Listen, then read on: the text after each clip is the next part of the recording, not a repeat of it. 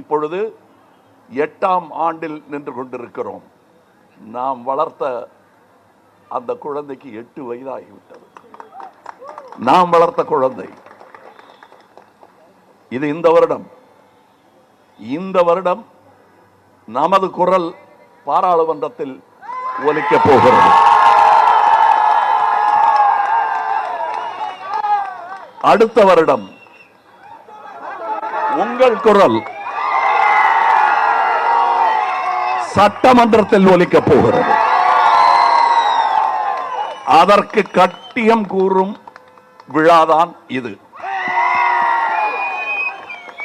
ஒவ்வொரு ஆண்டையும் நாம் கொண்டாடிக்கொண்டே இருக்கலாம். ஆனால் இவையெல்லாம் முக்கியமான தருணங்கள், படிக்கட்டுகள், நாம் ஏறி வந்த படிக்கட்டுகள்.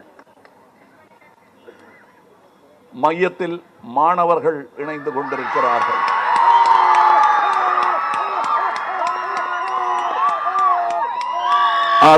அதன் பொருள் என்ன?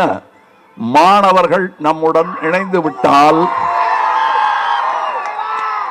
நான் சொன்ன நாளை நமதே அர்த்தம் புரியும் உங்களுக்கு. மாணவர்கள் தான் நாளை.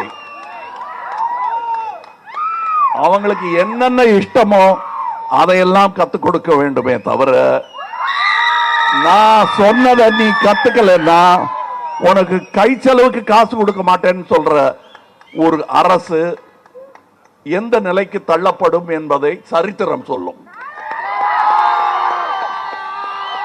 அது ஒருவேளை மறந்து போயிருந்ததுன்னா நாளை சொல்லும். மாற்றத்திற்கு தயாராக உங்களை தகுதி உள்ளவர்களாக்கிக் கொள்ளுங்கள் என்பதை நான் 1ஆம் ஆண்டிலிருந்து சொல்லிக் கொண்டிருக்கிறேன். தகுதி கொஞ்சம் கொஞ்சமாக வந்து கொண்டிருக்கிறது. பத்தலைங்கிறது இவருக்கு வேலையா போச்சுங்க அப்படிங்க. பத்தலை தான். நான் இப்ப வந்ததே பத்தலைங்கிறேன். 20 வருஷத்துக்கு முன்னாடி வந்திருக்கணுங்கிறேன். நான் இன்னைக்கும் நான் சொல்றேன். நான் எல்லாருமே சொல்றாங்க அடுத்த முதலமைச்சர் அப்படின்லாம் சொல்லுவாங்க. நாம முதலமைச்சர் ஆகிறதுக்காக வரல. முதல்ல இருந்து இது எல்லாத்தையும் மாற்றி அமைக்கணும் என்பதற்காக வந்தவர். செய்திகளை உடனுக்குடன் தெரிந்து கொள்ள உடனே சப்ஸ்கிரைப் பண்ணுங்க.